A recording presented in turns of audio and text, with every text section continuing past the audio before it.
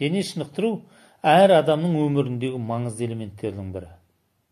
Көптеген адамдар кез келген спорт түрін тамашалағанды ұнатады, бірақ ешқайсысы таңертең 15-20 минутын қиып, дене шынықтырумен айналыспайды.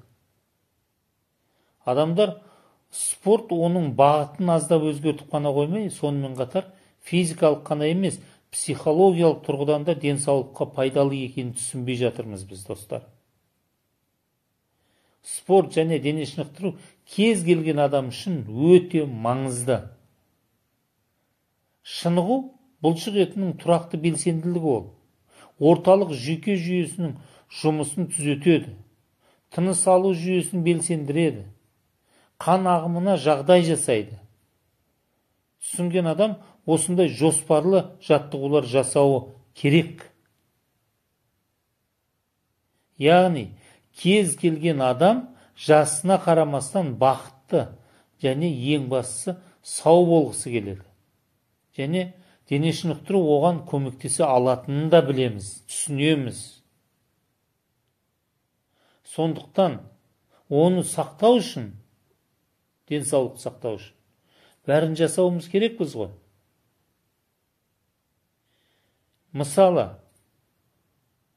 күнделікті дене шынықтырумен айналысқан кезде жай ғана серуендеудің өзі сізге өте жақсы пайдасын береді. Мысалы, кішігірім жаттығу жасасақ, отжимание жасасақ, ол бәрімізге белгілі, білек күшімізді күшейтеді. Білек бұлшық еттерімізді күшейтеді. Ал приседание жасасақ, аяқ бұлшық еттерімізді күшейтеді. Ол бәрімізге мәлім.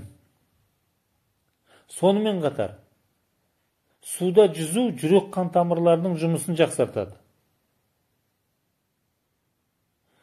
Мен осынша дене шынықтырудың осынша менің ағзама осындай пайдасын тигізгендіктен, мен қазір бір күнді де бос жібермей, таңертеңменен мен күнде дене шынықтырумен айналысып жатырмын.